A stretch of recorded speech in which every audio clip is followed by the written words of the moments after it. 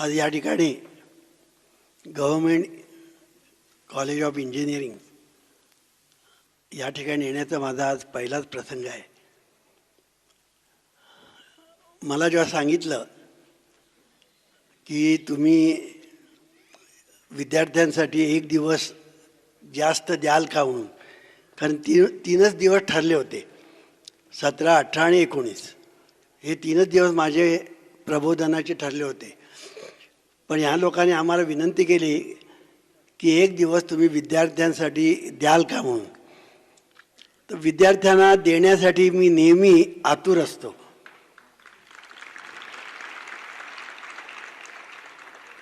आणि विद्यार्थ्यांसाठी मला किती कष्ट पडले तरी ते घेण्याची माझी तयारी असते.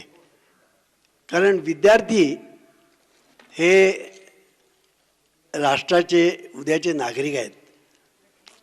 आमचा जो संकल्प आहे, हे राष्ट्र सर्वार्थाने सर्व राष्ट्रांच्या पुढे जावं, हा जो आमचा संकल्प आहे, तो संकल्प पुरा करण्याचं सामर्थ्य तुमच्यामध्ये आहे. आणि म्हणून तुम्हाला जर योग्य तऱ्हेचं मार्गदर्शन मिळालं तर तुमच्याकडून खूप काही होण्यासारखं आहे. खरोखर जर आपण विचार केला तर तुम्हाला असं दिसून येईल की जगामध्ये दुर्मिळ गोष्ट जर कुठली असेल तर ते म्हणजे मार्गदर्शन. दुर्मिळ गोष्ट आहे. म्हणजे मी माझ्या अनुभवावरून सांगतो की आपल्याला जे मार्गदर्शन व्हायला पाहिजे ते मार्गदर्शन आपल्याला मिळत नाही. वाडवडिलांकडून मिळत नाही, शिक्षकांकडून मिळत नाही, नातेवाईकांकडून मिळत नाही. आणि आता दुष्परिणाम असा होतो की विद्यार्थ्यांना योग्य ते मार्गदर्शन न मिळाल्यामुळे विद्यार्थी त्यांच्या मनाप्रमाणे ते वागू लागतात. आणि त्यांच्या मनाप्रमाणे ते जेव्हा वागू लागतात तेव्हा मनाची जी गती आहे ती गती ही नेहमी सखल दिशेने आहे. Water text its own level अशी इंग्लिशमध्ये एक म्हण आहे की पाणी जर जमिनीवर पडलं तर ते वाहत वाहत जातं, खालच्या दिशेने जातं. तसं मनाची दिशा ही नेहमी खालच्या दिशेने असते, आपोआप असते ती. आणि म्हणून ही मनाची दिशा खालच्या दिशेने असल्यामुळे त्याची गती ही खालच्या दिशेने असल्यामुळे, आणि खालच्या दिशेने ह्याचा एक शब्द दुसरा आहे म्हणजे अधोगतीने. अधोगती हा जो शब्द आहे ना तो असा आलेला आहे की खालच्या दिशेने म्हणजे अधोगतीने. म्हणून मनाची जी गती आहे ती नेहमी अधोगतीने असते. तुम्हाला माहिती आहे आता कृष्णा नदी इथून वाहते, तुम्हाला सर्वांना ठाऊक आहे. ह्या कृष्णा नदीचं पाणी वाहत वाहत वाहत वाहत वाहत शेवटी ते समुद्राला जाऊन मिळतं. आता ह्या पाण्याचा जो उपयोग आपल्याला करायचा असेल तर इंजिनियर काय करतो, तो पाणी लिफ्ट करतो. म्हणजे त्याला आपण लिफ्ट इरिगेशन असं आपण म्हणतो. तो पाणी लिफ्ट करतो आणि पाणी लिफ्ट केल्यानंतर त्या पाण्याचा पुरवठा शेताला करून शेतातून उत्तम पीक काढतो. तसं आपलं हे जे मन आहे किंवा आपल्या ठिकाणी असणारी जी जाणीव आहे, ज्याला इंग्लिशमध्ये आपण कॉन्शियसनेस असं म्हणतो, हे जे मन किंवा जाणीव किंवा कॉन्शियसनेस ही सतत वाहत असते. सतत हे जाणीव सतत वाहत असते.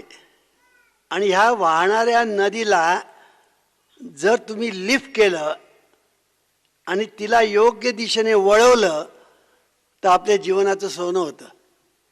तर आपल्या जीवनामध्ये आपल्याला जे काही पाहिजे, यश, सुख, समृद्धी, ह्या ज्या गोष्टी काय पाहिजे त्या आपल्याला मिळू शकतात. म्हणून मनाला ऊर्ध्व करणं हा आपल्या शिक्षणाचा एक महत्त्वाचा भाग असला पाहिजे.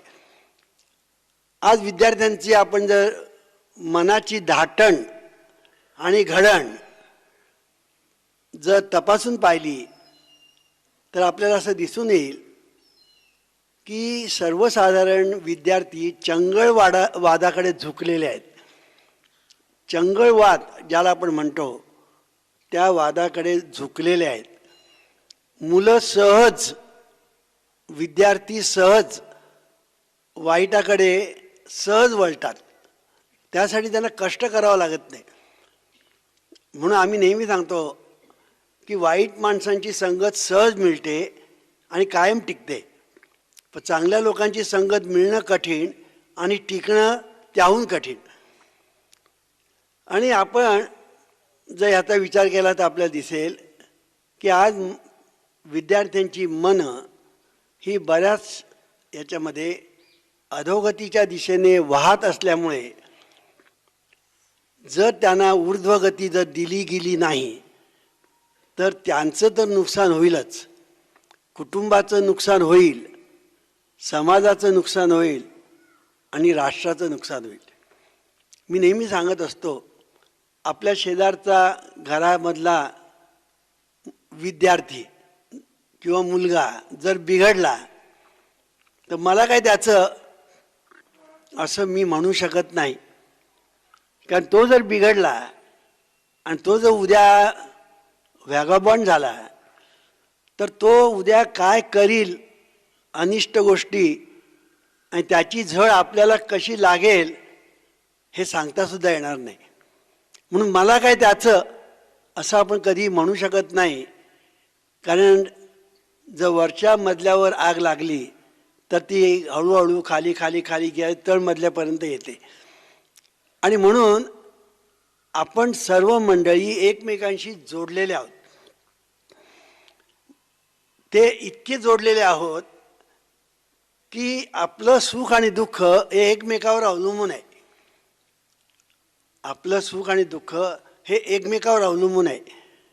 ही गोष्ट ध्यानामध्ये घेऊन आपण जेव्हा जीवन जगतो त्यावेळेला आपल्या जीवनामध्ये क्रांती होते. आणि म्हणून एक गोष्ट आपण लक्षात ठेवली पाहिजे की आपल्या ठिकाणी हे जे मन आहे त्या मनाचा आपण नेहमी सातत्याने अभ्यास केला पाहिजे. हा जर मनाचा अभ्यास आपण जर करू शकलो नाही तर आपल्या जीवनामध्ये आपल्याला प्रगती साधता येणार नाही. मी एक गोष्ट नेहमी सांगत असतो की आजचे विद्यार्थी म्हणजे पूर्वीचे विद्यार्थी म्हणजे आम्ही ज्या वेळेला विद्यार्थी दशेत होतो आणि आजचे विद्यार्थी ह्याच्यामध्ये मी असं ठामपणे सांगू शकेन की आजचे विद्यार्थी पूर्वीच्या विद्यार्थ्यापेक्षा 1000 पटीने बुद्धिमान आहेत.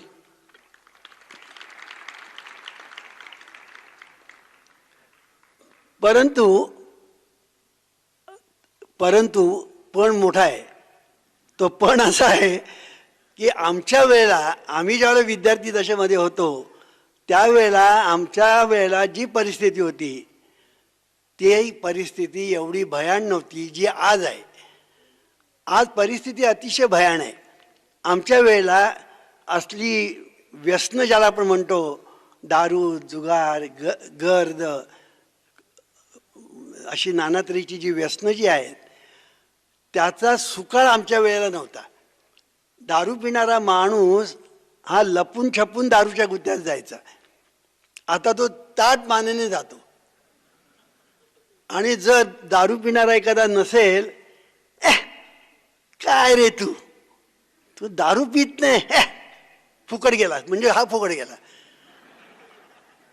म्हणजे फुकट गेला हा दारू पिणारा, पण तो त्याला म्हणतो तू फुकट गेला म्हणून. त्याला असं वाटतं बाबा एवढे लोक दारू पितात आणि मी पित नाही म्हणजे मी मूर्ख की काय, मग तोही प्यायला लागतो. आणि अशा तऱ्हेने दारूचं आणि इतका प्रचार आणि प्रसार झालेला आहे की मला आश्चर्य वाटतं की जीवनविद्येचा प्रचार आणि प्रसार करण्यासाठी आम्हाला किती कष्ट करावे लागतात, किती नाना तऱ्हेच्या माध्यमातून आम्हाला त्याचा प्रचार करावा लागतो. पण दारूचा प्रचार आणि प्रसार करायला कुठे जाहिरात नाही, कुठे आमंत्रण नाही, कुठे व्याख्यानं नाही. आणि बघावं तर दारू सर्व ठिकाणी. जिथे जावं तिथे दारू, जिथे जावं तिथे दारू. म्हणजे मला असा एकदा प्रश्न पडला की जगात देव सर्वत्र आहे की नाही वादाचा विषय होऊ शकेल, पण सर्वत्र दारू आहे हे निश्चित. मला सांगायचा मुद्दा असा की ही भयान परिस्थिती जी निर्माण झालेली आहे ती आमच्या वेळेला नव्हती, ती आज आहे. आमच्या वेळेला टी व्ही नव्हता. म्हणजे अट्रॅक्शन्स ज्याला आपण म्हणतो ती अट्रॅक्शन्स आज विद्यार्थ्यांपुढे पुष्कळ आहेत, जी आमच्या वेळेला नव्हती. आणि म्हणून विद्यार्थ्यांनी फार सावध असलं पाहिजे. संसारी असावे सावध, जीवनी असावे सावध. की विद्यार्थ्यांनी अत्यंत सावध असलं पाहिजे की आपण पाऊल टाकत असताना आपलं पाऊल कुठे पडतं आहे, खड्ड्यात पडतं आहे का राजा रस्त्यावर पडतं आहे का आडमार्गाला जातं आहे का आडाच्या विहिरीत पडतं आहे, हे पाऊल टाकताना त्यांनी विचार केला पाहिजे. आपल्याला संगत कोणाची आहे, त्या संगतीने आपल्यावर काय परिणाम होणार आहे त्याचाही विचार केला पाहिजे. आणि म्हणून तुम्ही सर्व मंडळी हजारपटीने आमच्यापेक्षा हुशार आहात, पण तुम्हाला इतकी अट्रॅक्शन्स आहेत की त्याच्यातून मार्ग काढून तुम्ही ऊर्जितावस्थेला प्राप्त करून घेणं हे त्या मानाने कठीण आहे. आणि म्हणून जीवनविद्या मिशनने निन्या ठिकाणी ब्रँचेस काढलेल्या आहेत की त्या ठिकाणी मुलांना आम्ही संस्कार देतो. लहानपणापासून आम्ही संस्कार देतो. त्यामुळे ही मुलं हळूहळू मोठी होतात, ती शाळेमध्ये जातात, कॉलेजमध्ये जातात आणि त्यांची प्रगती होते. का आम्ही हे करतो याचं कारण एकच आहे की मुलं एकदा घराच्या बाहेर पडल्यानंतर त्यांना संगत कशी मिळेल हे सांगता येत नाही. म्हणून घरामध्ये एक चांगलं वातावरण पाहिजे आणि घराच्या बाहेर पडल्यानंतर त्याला संस्कार चांगले मिळेल यासाठी व्यवस्था केली पाहिजे. हे सर्व सांगण्याचं कारण असं की आपण एक गोष्ट लक्षात ठेवली पाहिजे की जीवनामध्ये आज आपण एक गोष्टीचा विचार केला पाहिजे, तो असा की मी आज जन्माला का आलो, जन्माला मी आज का आलो, माझा जगण्याचा हेतू काय, मला जगण्यातून काय मिळवायचं आहे का माझ्या जगण्याला काही अर्थच नाही.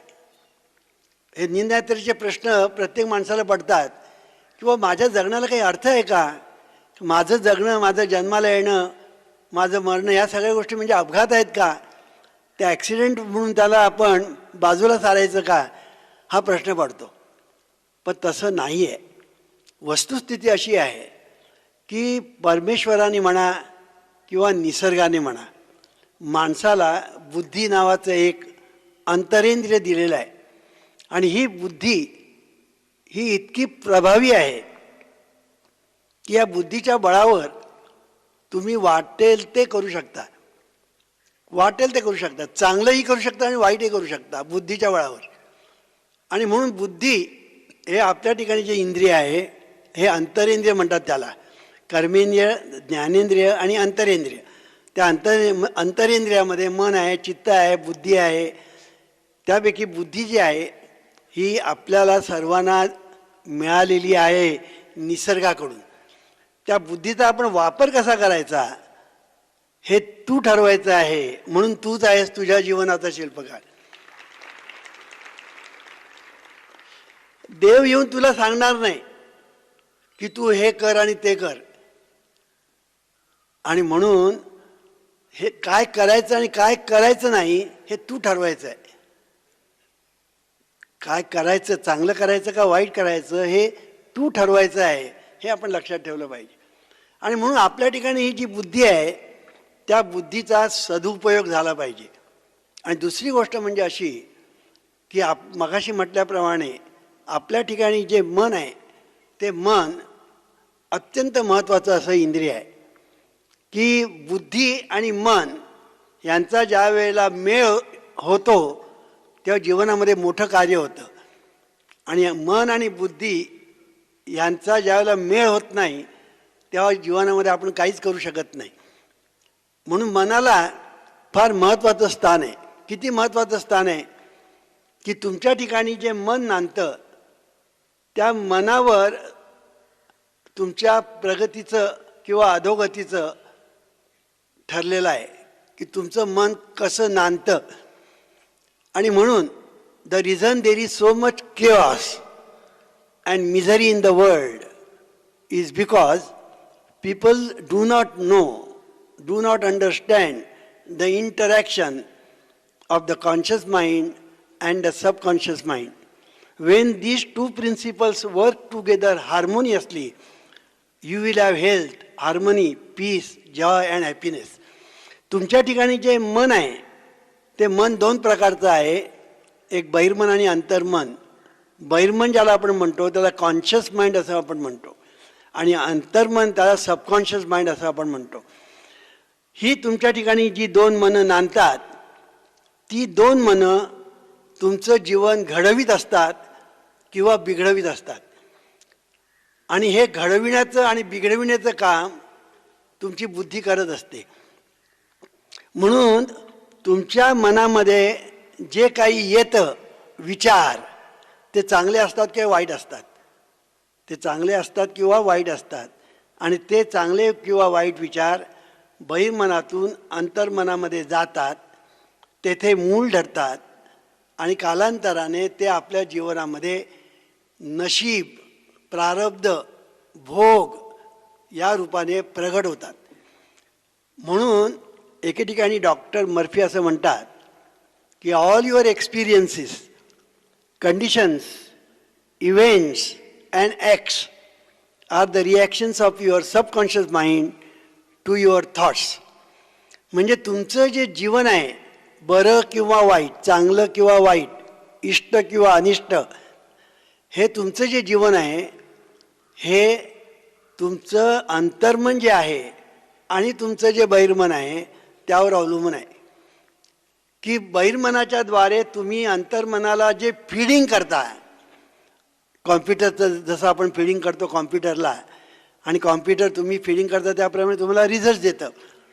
त्यामुळे अंतर्मन आपल्या ठिकाणी जे आहे त्या अंतर्मनाला बहिर्मनाकडून जे फीडिंग होतं, त्या फीडिंगप्रमाणे तुम्हाला अंतर्मनाकडून रिझल्ट्स मिळत असतात. आणि ते जे रिझल्ट्स तुम्हाला मिळतात त्याला तुम्ही नशीब असं म्हणता, त्याला तुम्ही नशीब असं म्हणता. हे नशीब हे काही आकाशातून खाली पडत नाही किंवा जमिनीतून वर उगवत नाही. तर हे जे नशीब आहे ते आपल्या प्रयत्नातून, आपल्या कर्मातून, आपल्या अभ्यासातून निर्माण होत असतं. आणि म्हणून तूच आहेस तुझ्या जीवनाचा शिल्पकार असं आम्ही ज्यावेळेला म्हणतो तेव्हा त्याचा अर्थच असा आहे की बहिर्मन आणि अंतर्मन हे तुझेच दोन हात आहेत. आपण म्हणतो विष्णूला 4 हात आहेत, पण तुम्ही सुद्धा विष्णूच आहात, तर तुम्हाला हे 2 हात आहेत. आणि शिवाय बहिर्मन आणि अंतर्मन हे 2 हात गुप्त आहेत, मिळून 4 हात तुमच्याकडे आहेत. तुम्ही या 2 हाताचा उपयोग करता, पण बाकीचे जी दोन हात आहेत म्हणजे बहिर्मन अंतर्मन, त्याचा तुम्ही उपयोगच करत नाही. किंबहुना हे 2 हात तुमच्याजवळ आहेत हेही तुम्हाला ठाऊक नाही, त्याचा उपयोग केला पाहिजे तेही तुम्हाला ठाऊक नाही. त्याचा उपयोग अनिष्ट पद्धतीने केला तर जीवनामध्ये काय अरिष्ट निर्माण होतं ते तुम्हाला ठाऊक नाही. आणि त्याचा जर योग्य उपयोग केला तर जीवनामध्ये आपण यशाच्या शिखरावर जाऊन पोचतो, या गोष्टी तुम्हाला ठाऊक नाही. आणि म्हणून आपल्या ठिकाणी असणारं हे जे अंतर्मन आणि बहिर्मन, ही जी 2 मनं आहेत ती 2 मनं आपलीच आहेत. ह्या 2 मनांना हाताळायचं कसं हे तूच ठरवायचं आहे. आणि म्हणून बहिर्मन आणि अंतर्मन ह्या दोन्हींचा जो संबंध आहे तो संबंध आपण नीट लक्षात घेतला पाहिजे. आणि म्हणून बहिर्मन म्हणजे कॉन्शियसली तुम्ही जे काही करता, चांगलं किंवा वाईट, ते बहिर्मन करतं. आणि नॉन कॉन्शियसली तुम्ही जे काही करता, बरं किंवा वाईट, ते अंतर्मनाकडून घडतात. आणि म्हणून बहिर्मन आणि अंतर्मन ही 2 मनं एकमेकांना जोडलेली आहेत, एकमेकांना जोडलेली आहेत. आणि म्हणून बहिर्मनाचा प्रभाव अंतर्मनावर सतत पडत असतो. म्हणून इंग्लिशमध्ये अशी एक म्हण आहे, take care of the pence and pounds will take care of themselves. तसं मी असं म्हणेन, take care of the conscious mind and the subconscious mind will take care of itself. म्हणून कॉन्शियस माइंडमध्ये तुम्ही अत्यंत सावध असलं पाहिजे. आता कॉन्शियस माइंडमध्ये होतं काय, कॉन्शियस माइंडमध्ये तुम्ही विचार करता, चिंतन करता. हे जे विचार करणं, चिंतन करणं, ह्या ज्या गोष्टी चाललेल्या ज्या असतात, ते विचार किंवा ते चिंतन तुमच्या जीवनाला आकार देत असतं. कारण ते विचार पाझरत पाझरत पाझरत अंतर्मनामध्ये जात असतात. म्हणून habitual thinking of your subconscious mind, habitual thinking of your conscious mind establishes deep grooves in your subconscious mind. Busy your mind with concepts of health, harmony, peace and goodwill and wonders will happen in your life. तुम्हाला जर वाटत असेल, कारण तुम्ही सगळे विद्यार्थी आहात, तुम्हाला असं वाटत असेल की आपल्याला यश मिळावं, आपण यशाच्या शिखरावर जावं, आपल्याला उद्या समृद्धी मिळावी, आपल्याला सुख शांती समाधान मिळावं, असं जर आपल्याला वाटत असेल तर नुसतं वाटून उपयोग नाही. नुसतं वाटत जर तुम्ही राहाल ना तर तुम्हाला वाटण्याच्या अक्षता मिळतील. म्हणून नुसतं वाटणं याला काय उपयोग नाही, प्रयत्न केले पाहिजे. आणि हे प्रयत्न काय केले पाहिजेत की तुमच्या बहिर्मनामध्ये येणारे जे विचार आहेत ते कन्स्ट्रक्टिव्ह असले पाहिजेत, हार्मोनियस असले पाहिजेत, पीसफुल असले पाहिजेत, पॉझिटिव्ह असले पाहिजेत. तुमच्या मनामध्ये येणारे विचार कधीही निगेटिव्ह असता कामा नये. परीक्षेला जाताना तुम्ही विद्यार्थी जेव्हा परीक्षेला जाता, त्या परीक्षेला जाताना, कारण आम्ही एकेकाळी विद्यार्थी होतो म्हणून मला ठाऊक आहे की विद्यार्थी परीक्षेला जेव्हा जातो तेव्हा 95% विद्यार्थी गोंधळलेल्या अवस्थेत असतात. कारण का, त्यांनी जो अभ्यास केलेला असतो ना तो वर्षभर अभ्यास न करता परीक्षा जवळ आली की 1-2 महिने परीक्षा जवळ आली की अभ्यास करायचा आणि बाकीचे मजा करायची, असं होऊन गेलेलं असतं. त्याचा परिणाम असा होतो की अभ्यास केलेला असतो 2 महिने आणि केलेला अभ्यास तो बरोबर परीक्षेच्या वेळेला आपण विसरतो, कारण गोंधळ उडालेला असतो. कारण त्यावेळेला बहिर्मन आणि अंतर्मन यांची जुळणी झालेली नसते, त्यांचा योग झालेला नसतो. आणि त्याचा परिणाम असा होतो की तुम्ही परीक्षेला जेव्हा जाता त्या गोंधळलेल्या अवस्थेत जाता आणि तुम्हाला अपयश मिळतं, मार्क चांगले मिळत नाही किंवा नापास होता. म्हणून विद्यार्थ्यांनी एक गोष्ट सतत लक्षात ठेवली पाहिजे की अभ्यास हा रेग्युलर केला पाहिजे, अभ्यास हा रेग्युलर केला पाहिजे. दुसरी गोष्ट, अभ्यास करणं म्हणजे पनिशमेंट असं जे आपण समजतो ना ते अत्यंत चुकीचं आहे. अभ्यास करणं म्हणजे रिवॉर्ड इन ॲडव्हान्स म्हणजे अभ्यास. हे जर तुम्ही लक्षात ठेवलं तर आज मी जो अभ्यास करीन त्याचा मला रिवॉर्ड उद्या मिळणार आहे आणि म्हणून मी आज अभ्यास करतो आहे. आणि अभ्यास करत असताना जर मी तो गोडीने आवडीने जर अभ्यास केला तर तो अभ्यास करत असताना कुठल्याही प्रकारचा कंटाळ येणार नाही, अभ्यास आपण टाळाटाळ करणार नाही. म्हणून जीवनविद्या सांगते अभ्यासाचा कंटाळा म्हणजे भाग्याला टाळा. विद्यार्थ्यांना अभ्यासाचा कंटाळा येतो, पण क्रिकेट खेळायचं असेल तर कंटाळा येत नाही. लहानपणी आम्ही सुद्धा खूप क्रिकेट खेळलेलो आहे, म्हणजे खूपच मला क्रिकेटचंही वेळ होतं, बुद्धिबळाचं वेळ होतं, व्हॉलीबॉल खेळत होतो, स्विमिंग करत होतो, पतंग उडवत होतो, खूप काही मी लहानपणी खेळ वगैरे केलेले आहेत. पण मला जेव्हा असं दिसून आलं की खेळाच्या आहारी मी गेल्यानंतर माझा अभ्यास कमी होतो आहे, तेव्हा मी ताबडतोब कॉलेजमध्ये गेलो आणि मी अभ्यासाला सुरुवात केली आणि खेळाकडे मग मी दुर्लक्ष केलं आणि अभ्यासाला लक्ष दिलं. सांगायचा मुद्दा एवढाच आहे की अभ्यासाचा कंटाळा कधीही करू नका, कारण अभ्यास करणं म्हणजे रिवॉर्ड इन ॲडव्हान्स आहे, हे लक्षात ठेवायचं. आज जी मुलं चांगली अभ्यास करून या कॉलेजमधून जी गेली ती कित्येक मुलं आज चांगल्या पदावर असतील. ते तुमचे प्रिन्सिपॉल सांगू शकतील की कुठले कुठले विद्यार्थी गेले आणि ते चांगल्या चांगल्या पदावर गेले. तुम्हीसुद्धा जाणार आहात, तुम्हीसुद्धा चांगल्या चांगल्या पदावर उच्च पदावर जाणार आहात आणि तुम्ही गेलेले आम्ही पाहणार आहोत.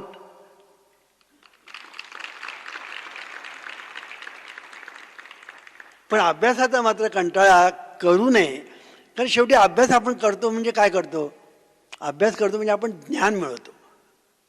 आणि ज्ञान किती महत्त्वाचं आहे, अहो ज्ञान हाच देव आहे. तुम्हाला जर कोण सांगत असतील देव म्हणजे देवळात आहे, तो कुठेतरी मशिदीत आहे, तो कुठेतरी चर्चमध्ये आहे, का कुठेतरी आकाशात आहे. खरं नाही. देव जो आहे ना, देव एकच आहे आणि तो म्हणजे ज्ञान. ज्ञान हाच देव आणि अज्ञान हा सैतान. हा जीवनविद्येचा सिद्धांत आहे. हे लक्षात ठेवा की दुसरा देव नाहीच. उगी तुम्ही देव देव देव देव करून दे दे म्हणण्याची वेळ आणू नका. लक्षात आलं की नाही. देवमधला मग तो व जातो आणि शेवटी दे राहतं. भिक्षा मागण्याची वेळ येते आणि म्हणून उगीच देवदेव करत बसू नका. ह्याचा अर्थ तुम्ही अभक्त व्हा असं मी तुम्हाला सांगत नाही. देवाची भक्ती करू नका असं मी सांगत नाही. पण देवाची भक्ती करायची म्हणजे काय करायचं? ज्ञानाची उपासना करायची. ज्ञान हा देव आहे असं तुम्हाला एक कळलं. आपण म्हणतो गुरुर ब्रह्मा गुरुर विष्णू गुरुर्देव महेश्वरा गुरु साक्षात परब्रह्म तस्मै श्री गुरवे नमा वगैरे वगैरे आपण म्हणतो. पुष्कळ मंडळी हे केवळ अंधश्रद्धेने म्हणतात. पुष्कळ मंडळी हे केवळ अंधश्रद्धेने म्हणतात. गुरु हा ब्रह्म आहे, गुरु हा विष्णू आहे, गुरु आहे, सगळं आहे. म्हणजे काय? गुरु हा ज्ञानाचं प्रतीक आहे, ज्ञानाची मूर्ती आहे, ज्ञान देणारा आहे आणि म्हणून गुरुला हे सगळं विशेषणं लावलेली आहे. आता उदी भस्म अंगारे धुपारे देणारे त्यांना जर तुम्ही गुरु म्हटलत ना तर ते काही खरं नव्हे. गुरु ते ज्ञान, ज्ञानी आत्मदर्शन, दर्शनी समाधान आती जैसे. गुरु म्हटलं की तेथे ज्ञान पाहिजे आणि म्हणून ज्ञान हाच देव, अज्ञान हा सैतान आणि म्हणून ज्ञानाची उपासना म्हणजे देवाची उपासना.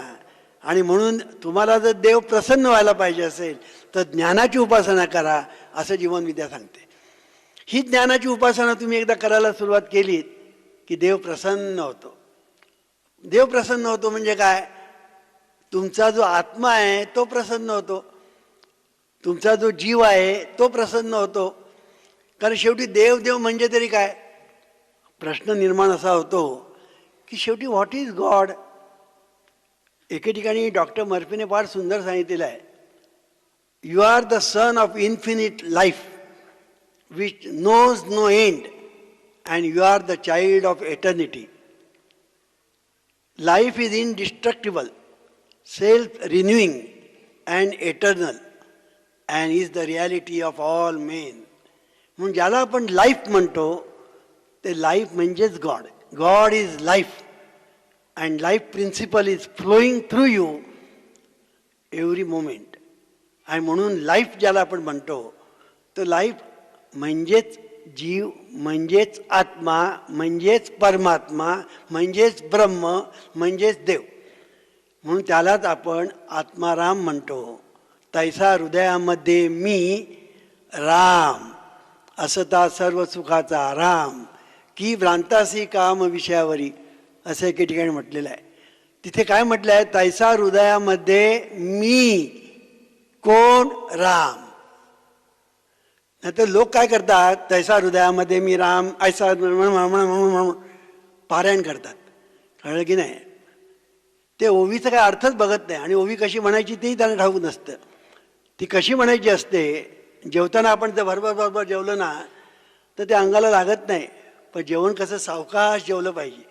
तसं तैसा हृदयामध्ये मी राम. मी कोण आहे? राम. कसा आहे? सर्व सुखाचा आराम. आणि म्हणून की भ्रांतासी काम विषयावरी. मग उगीच इकडे तिकडे धावतोच कशाला? हा सांगायचा मुद्दा असा की तुमच्या ठिकाणी हा जो मी आहे हा मी सामान्य नाही.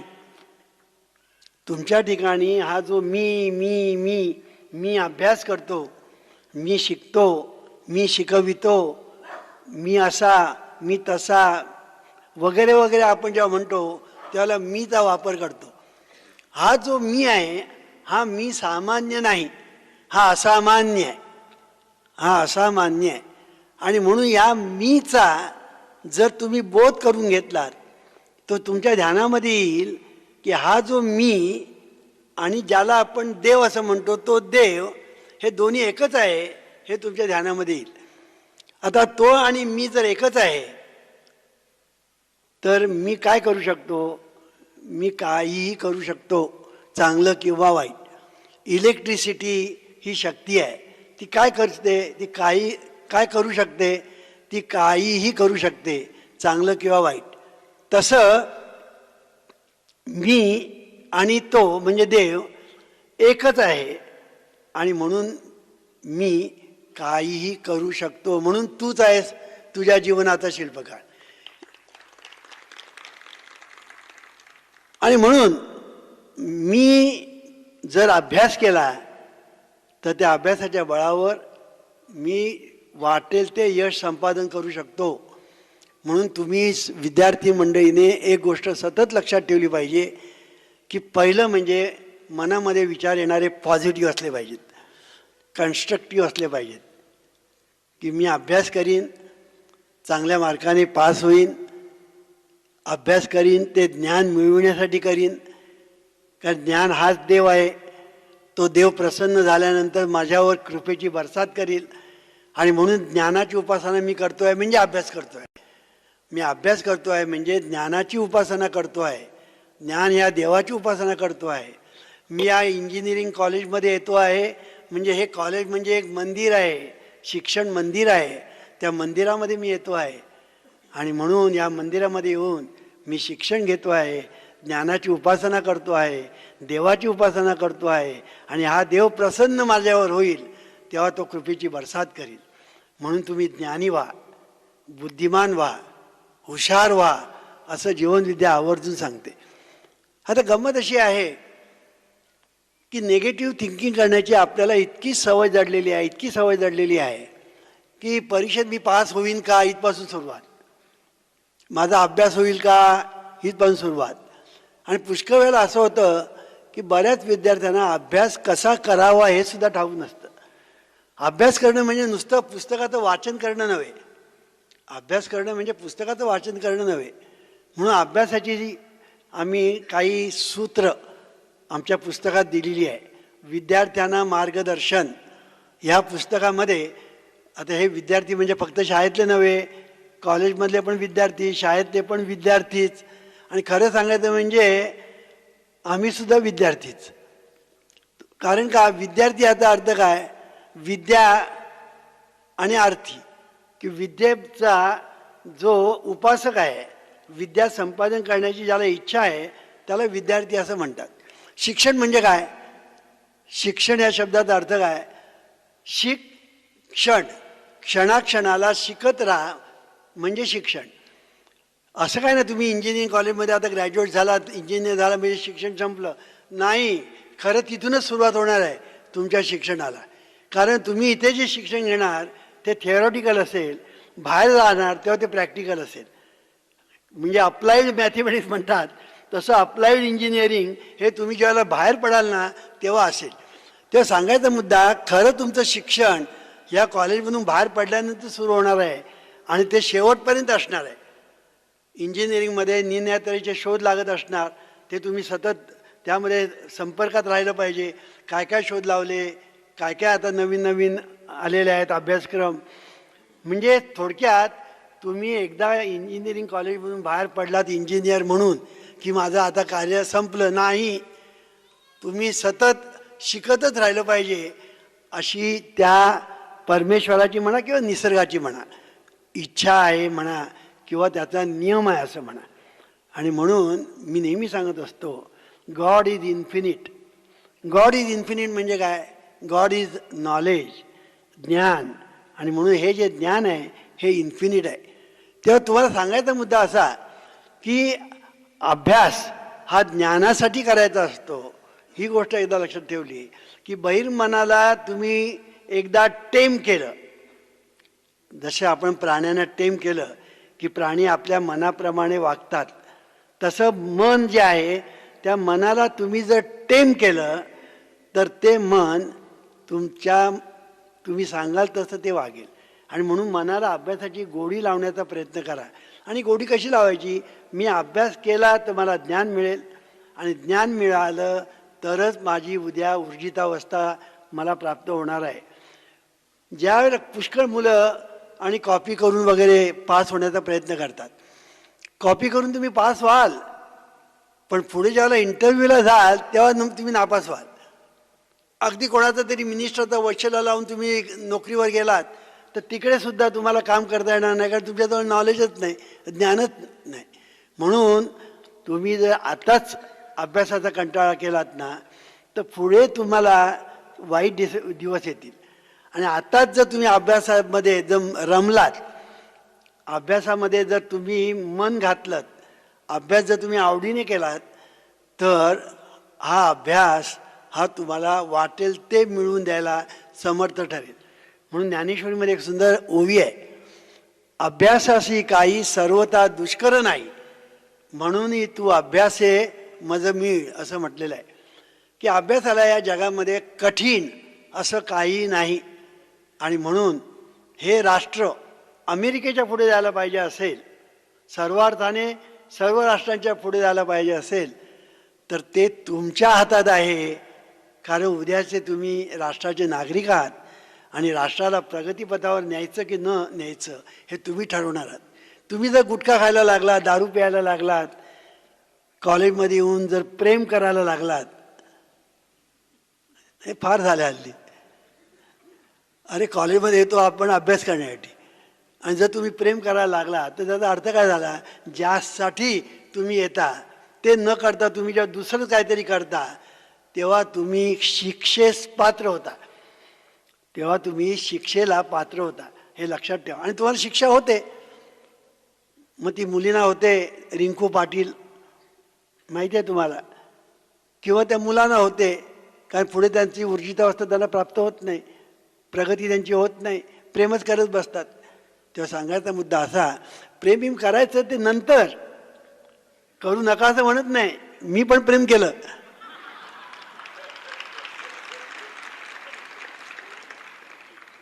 तुम्हाला गुपित सांगतो, माझं लव्ह मॅरेज आहे.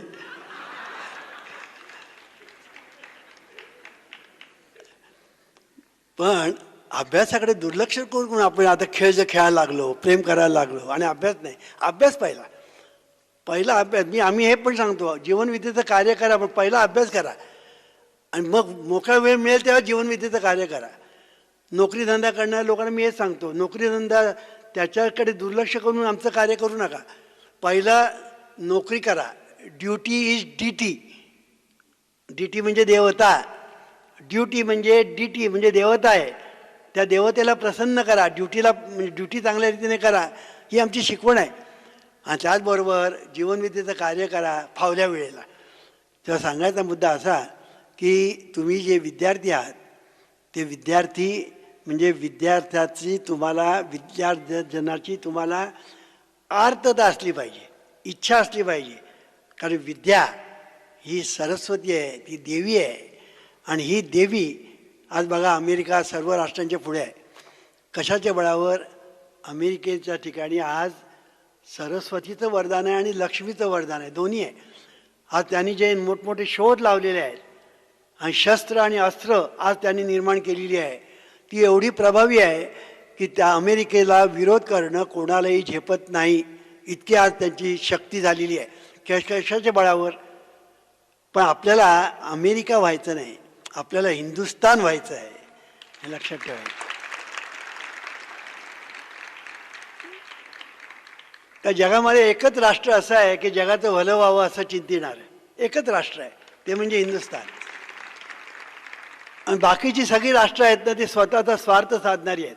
आणि स्वतःचा स्वार्थ साधताना इतरावर आक्रमणसुद्धा ते करायला मागे पुढे पाहत नाहीत. फक्त हिंदुस्थान एकच राष्ट्र असं आहे की ते अगदी पूर्वीपासून म्हणजे सर्वत्र सुखिनः सन्तु सर्वे सन्तु निरामया, म्हणजे अगदी 4000-5000 वर्षापूर्वी आपल्या ऋषीमुनीने हा मंत्र सांगितला. ज्ञानेश्वर महाराजांनी सर्व सुखी सर्व भूती संपूर्ण होई दे हे सांगितलं. आज आम्ही सांगतो आहोत, सर्वांना सुखात आनंदात ऐश्वर्यात ठेव. हे फक्त भारतीय संस्कृतीच करते, हे हिंदुस्थानी राष्ट्रच करू शकतं, इतर करू शकत नाही. म्हणून आम्हाला अमेरिका व्हायचं नाही, आम्हाला हिंदुस्थान राष्ट्रच व्हायचं आहे. आणि यासाठी तुमच्यावर आम्ही अवलंबून आहोत. तुम्ही जर मनात आणाल तर हे घडू शकेल, तुम्ही जर मनात आणलं नाहीत तर घडू शकणार नाही. The power to move the world is in your subconscious mind, which is one with infinite intelligence and boundless wisdom. It is fed by hidden springs and is called a law of life. Whatever you impress on the subconscious mind, the latter will move heaven and earth to bring it to pass.